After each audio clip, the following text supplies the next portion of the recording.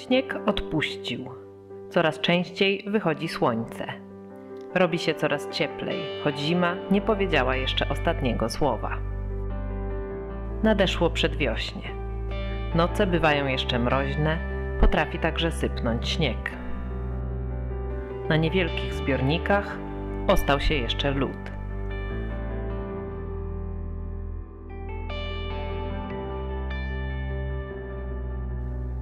Z pierwszymi promieniami słońca przyleciały szpaki.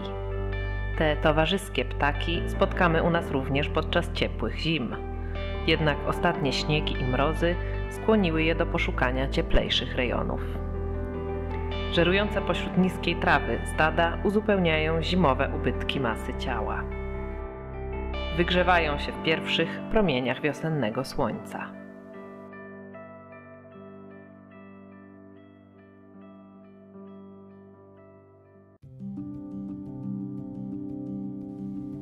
Przedwiośnie to czas przelotów dzikich gęsi. Na terenach otwartych, na obrzeżach Chojnowskiego Parku Krajobrazowego możemy napotkać odpoczywające gęgawy czy gęsi zbożowe.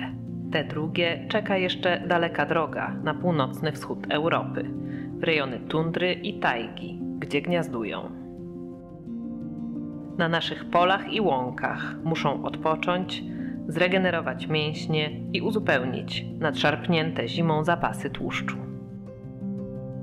Gniazdujące na Syberii ptaki muszą intensywnie żerować już teraz, ponieważ im bliżej bieguna, tym mniej wegetacji. Dlaczego zatem nie zostać tu? Zagęszczenie występujące podczas migracji nie jest możliwe podczas sezonu lęgowego, kiedy trzeba wykarmić młode. Im mniej zasobne siedlisko, tym mniej chętnych. Mniejszą ilość pokarmu na Syberii rekompensuje zatem mniejsza konkurencja.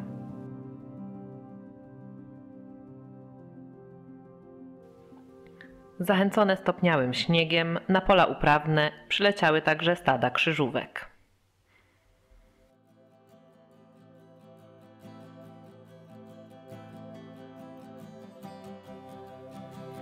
Kolejną oznaką przedwiośnia są czajki. Tych niegdyś pospolitych ptaków jest niestety coraz mniej. Stoją za tym przemiany krajobrazu, intensyfikacja rolnictwa, zarzucenie uprawy małych poletek i postępująca zabudowa terenów otwartych. Wiosną często napotkamy czajki w mieszanych stadach ze szpakami.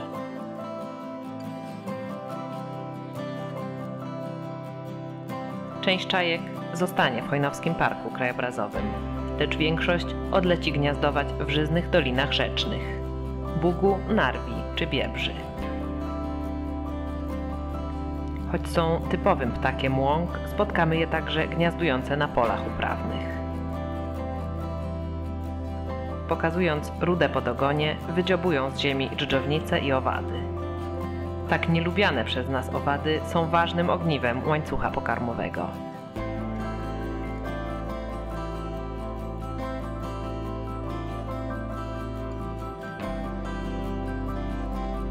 Obok szpaków napotkamy także żerujące na łąkach stada paszkotów. Choć podobne do śpiewaków, te ptaki poznamy po charakterystycznej wyprostowanej sylwetce, obfitym nakrapianiu czy jasnym policzku. Część z nich zostanie u nas na lato. Założą gniazda w lasach iglastych i mieszanych, a także parkach i sadach.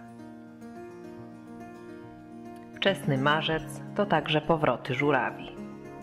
Ostatnie ciepłe zimy sprawiają, że część z tych ptaków zimuje w Polsce. Zakładające gniazda na mokradłach, żurawie chętnie żerują na polach uprawnych.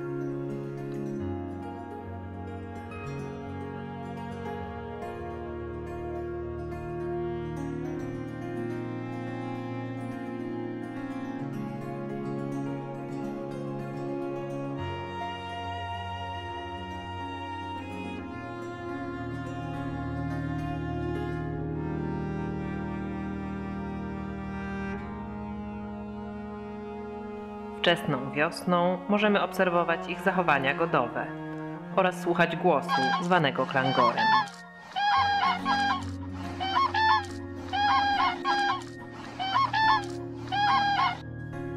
Toki żurawi są jednym z najpiękniejszych i najchętniej fotografowanych wiosennych widowisk.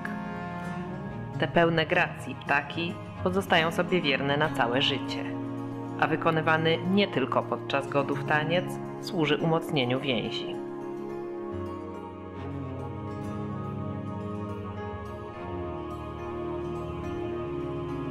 Przedwiośnie to czas, gdy niebo pełne jest przylatujących ptaków.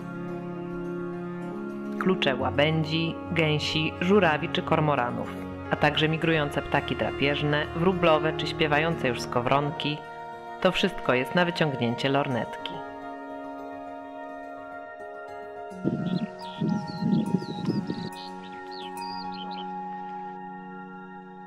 Ptasie klucze to zaawansowane aerodynamiczne formacje, gdzie kolejne ptaki unoszą się na prądach powietrznych wygenerowanych przez te na czele. To trochę tak jak torowanie drogi w głębokim śniegu. Prowadzący stado muszą regularnie się zmieniać, aby odpocząć.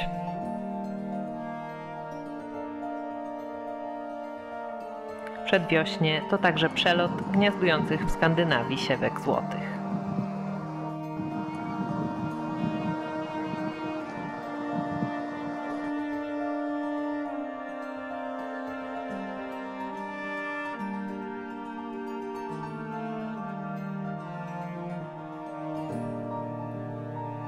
Ten jer również nie zabawi tu długo. Zachodnia Polska to miejsce jego zimowania, a Polska centralna leży jedynie na trasie przelotu. Przy lepszej pogodzie można się tu zatrzymać, poszukać pokarmu, poprawić pióra czy wygrzać na słońcu. Wkrótce ten niewielki ptak uda się w dalszą wędrówkę na tereny Skandynawii i Rosji.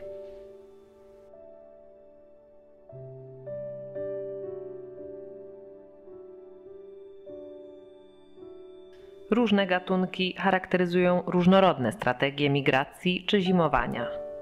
Niektóre lubią trzymać się razem, inne wolą migrować czy zimować w pojedynkę.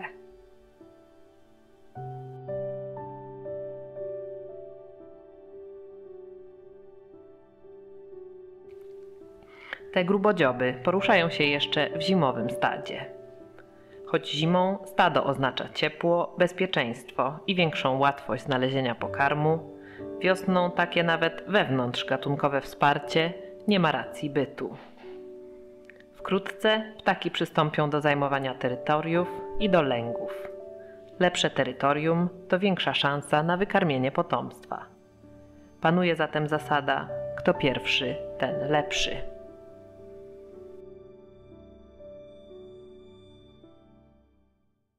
W powietrzu coraz bardziej czuć wiosnę.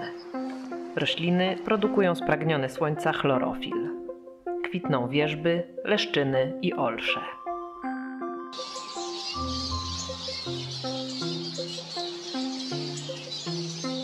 W zagajnikach słychać rozgadaną ptasią drobnicę.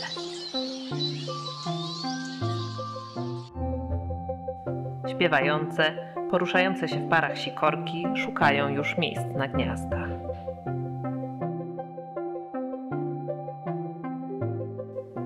Do parku zawitał także pierwszy długodystansowy migrant. W oczekiwaniu na partnerkę poprawia pióra i nadbudowuje gniazdo.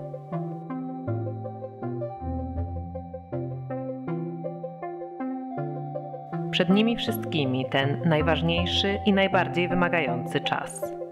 Założenie gniazda, zniesienie jaj i wyprowadzenie lęgów.